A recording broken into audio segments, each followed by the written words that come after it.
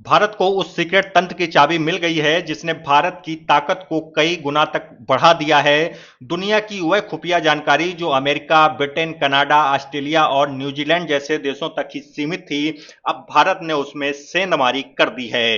ये वो देश हैं जिन्हें फाइव आइज कहा जाता है, जो आपस में खुफिया जानकारी साझा करते हैं। आखिर भारत ने ऐसा क्या चक्रव्यूह रच दिया जिससे न्यूजीलैंड जैसा देश भारत को इतनी संवेदनशील जानकारी देने को तैयार हो गया? और आखिर ऐसा क्या बदल गया कि न्यूजीलैंड ने चीन से मुंह मोड़कर भारत का दामन थाम लिया है? न्यूजीलैंड जैसे विकसित देश की आखिर ऐसी क्या मजबूरी बन गई जिसके पास भारत की शरण में आना ही एकमात्र विकल्प रह गया था? भारत इस वक्त दुनिया की एकमात्र तेजी से बढ़ती हुई अर्थव्यवस्था है। इसके साथ ही भारत ने अपनी सामरिक स्थिति को इतना मजबूत बना लिया है कि दुनिया के सभी देशों की नजरें अब भारत की तरफ टिकी हैं।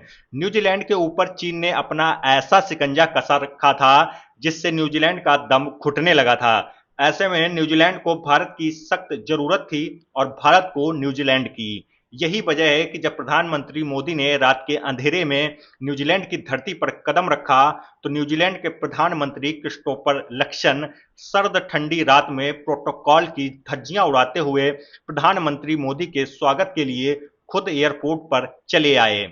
40 साल में यह पहला मौका था जब किसी भारतीय प्रधानमंत्री ने न्यूजीलैंड की धरती पर कदम रखा। इससे पहले 1986 में तब के प्रधानमंत्री राजीव गांधी ने न्यूजीलैंड का दौरा किया था। अब अचानक ऐसा क्या बदल गया कि भारत न्यूजीलैंड को अपना रणनीतिक साझेदार समझने लगा है?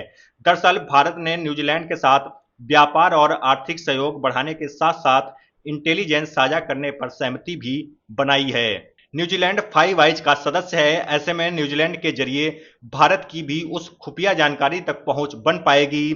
फाइव आइज की नींव द्वितीय विश्व युद्ध के बाद पड़ी थी और ये पांचों देश मिलकर दुनिया भर की खुफिया जानकारी एकत्रित करते हैं।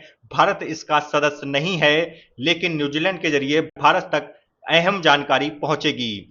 वैश्विक आतंकवाद और साइबर सुरक्षा से जुड़ी चुनौतियां लगातार बढ़ रही हैं। ऐसे में भारत अंतर्राष्ट्रीय सुरक्षा मामलों में अपनी भूमिका को और अधिक मजबूत बना रहा है।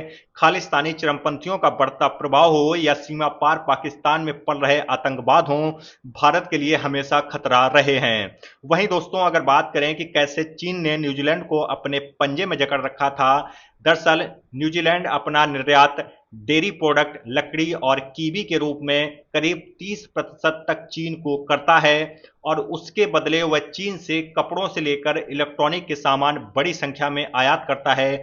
दोनों देशों के बीच करीब 25 अरब डॉलर का व्यापार एक वर्ष में होता है।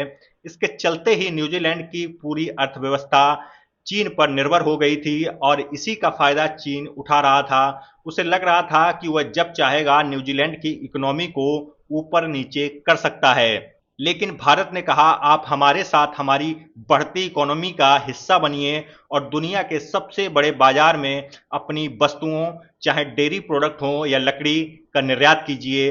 दोनों देशों ने फ्री ट्रेड एग्रीमेंट भी साइन किया है। न्यूजीलैंड भारत को आधुनिक कृषि उपकरण भी उपलब्ध कराएगा जो भारत के किसानों के लिए लाभकारी होंगे। लेकिन दोस्तों, प्रधानमंत्री का न्यूजीलैंड दौरा कई मायनों में भारत के लिए बेहद खास है। पहले इंडोनेशिया, फिर ऑस्ट्रेलिया और फिर न्यूजीलैंड के साथ मिलकर भारत ने चीन के लिए ऐसा चक्रव्यूह तैयार कर दिया है जिसने चीन के रणनीतिकारों की रातों की नींद उड़ा रखी है। हिंद प्रशांत सागर में जगह जगह अपनी मिलिट्री बेस बनाकर इस क्षेत्र को अपने घर का आंगन समझने की भूल कर रहे चीन को अब भारत ने घेर लिया है और भारत और न्यूजीलैंड ने समुद्री सुरक्षा को सुनिश्चित करने पर भरोसा जताया है और साथ मिलकर अभ्यास करने और इंडो पैसिफिक रीजन में निगरानी करने पर जोर दिया है।